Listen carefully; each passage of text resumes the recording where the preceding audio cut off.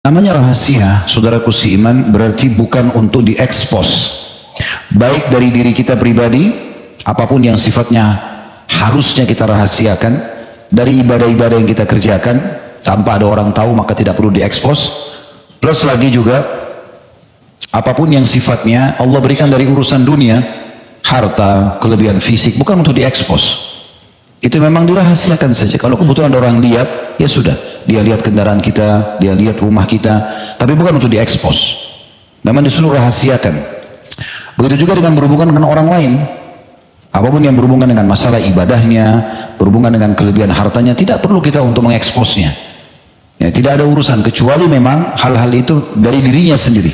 Dia ingin supaya bisa dibantu, disebarkan kendaraan atau bisnis yang sedang dia kembangkan, itu berbeda. Tapi memang umumnya kita disuruh merahasiakan. Itu rahasia memang ini tujuannya agar tidak diketahui oleh banyak orang. Ini akan jadi bahasan kita tentang masalah orang yang mengekspos rahasia dia atau mengekspos rahasia orang lain. Maka ini bisa masuk ya, dalam bab dosa bila dia salah ya, dalam masalah ini. Tentu ada saja hal-hal yang boleh dia menceritakan. Misalnya batasannya antara suami istri ya, orang tua sama anak misalnya, sahabat sama sahabat, tapi itu pun tetap kapan sesuatu itu tidak diinginkan oleh orang yang menceritakan untuk disampaikan, berarti hukumnya sudah amanah. Saya akan coba ingatkan diri kita semua hadis Nabi SAW yang masyhur tentang harusnya setiap muslim malah menutupi aib saudaranya, sesuatu yang harusnya dirahasiakan. Dalam hadis riwayat Muslim nomor 269 yang berbunyi, kata Nabi SAW, man naffasa an mu'minin kurbatan min kurabid dunya naffasallahu anhu kurbatan min kurabi yaumil qiyamah. Barang siapa yang melepaskan kesusahan seorang muslim dari kesusahan-kesusahan dunia, Allah pun akan lepaskan dia dari kesusahan-kesusahan pada hari kiamat. Wa man yassara ala mu'sirin yassarallahu alaihi fid dunya wal akhirah. Barang siapa yang memudahkan urusan seseorang di dunia, maka Allah pun akan memudahkan urusannya di dunia dan di akhirat. Lalu kata Nabi SAW, wa man satara musliman satarahu Allahu fid dunya wal akhirah. Siapa yang menutupi aib seorang muslim, menutupi rahasianya, maka Allah pun akan menutupi dirinya dari kesalahan di dunia dan di akhirat. Wallahu fi auni al-'abdi ma kana al-'abdu fi auni akhih. Dan Allah akan selalu menolong kebutuhan seorang hamba selama dia juga sibuk memenuhi kebutuhan saudaranya.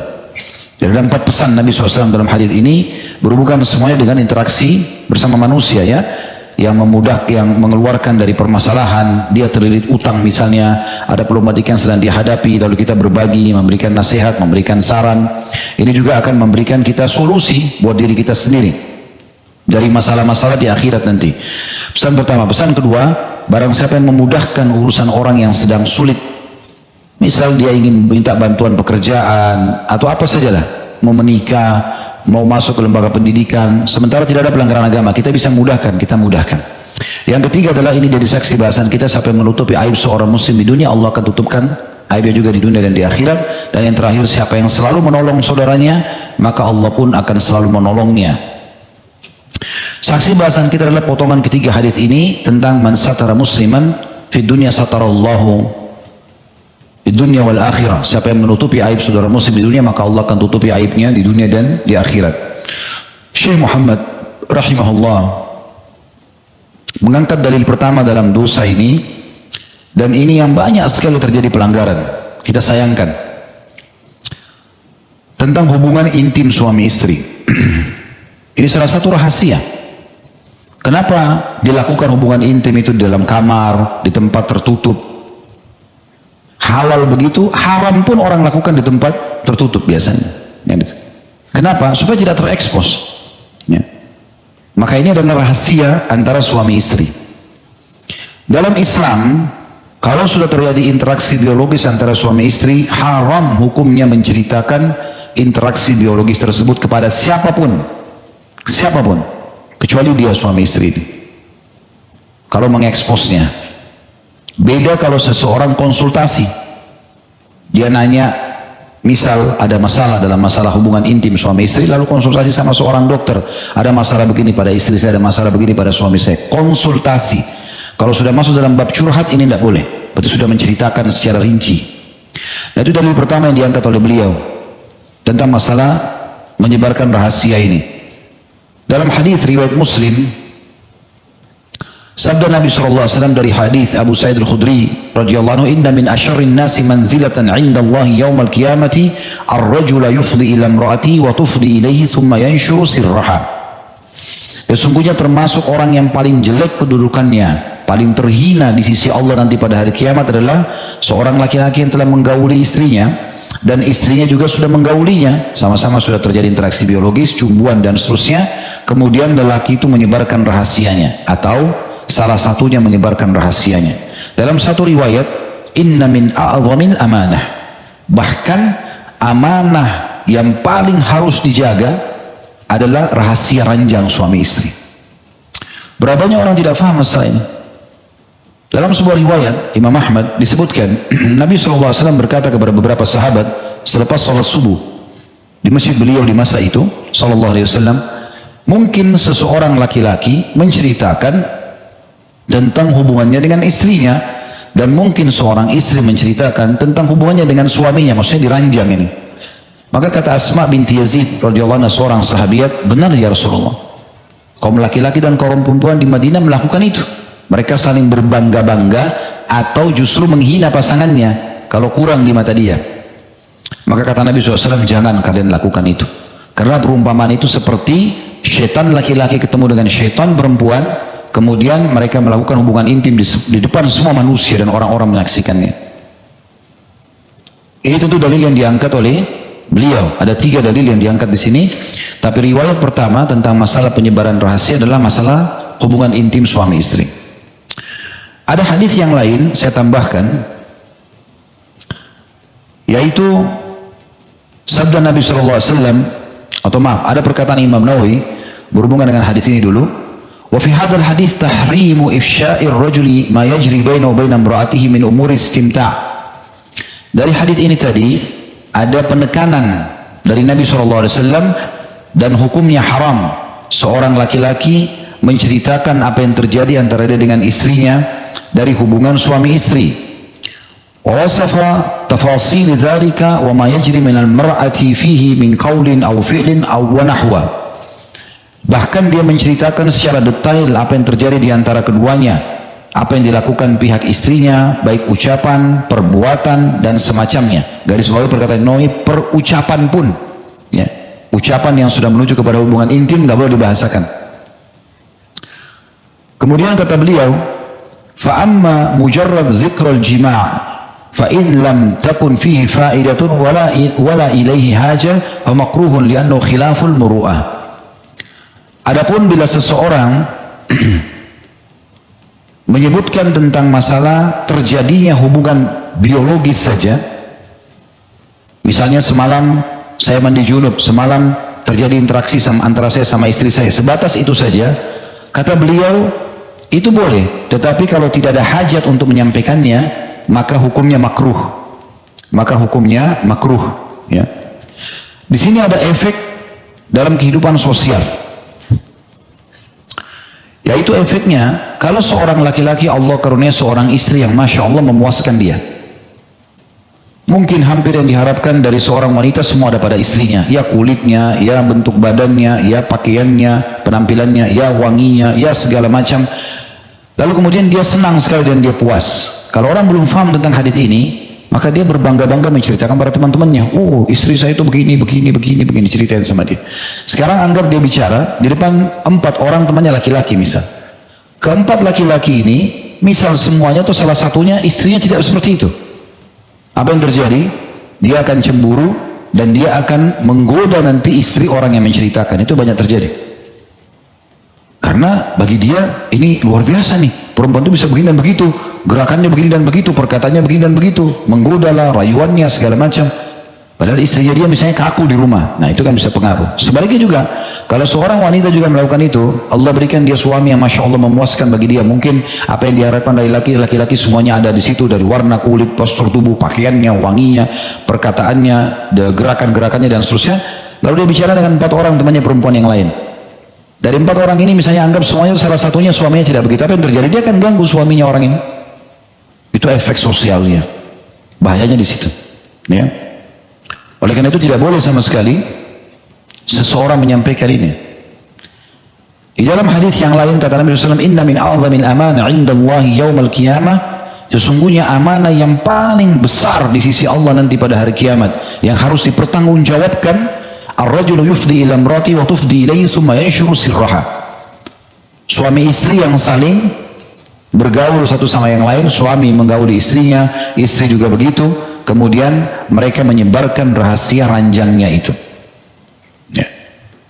Jadi memang beda sekali antara kita sama orang-orang non-muslim. Orang non-muslim malah diekspos, buat cuplikan, dikirim, disebar sana sini, bangga kalau dilihat oleh orang-orang, dijadikan sebagai film-film porno.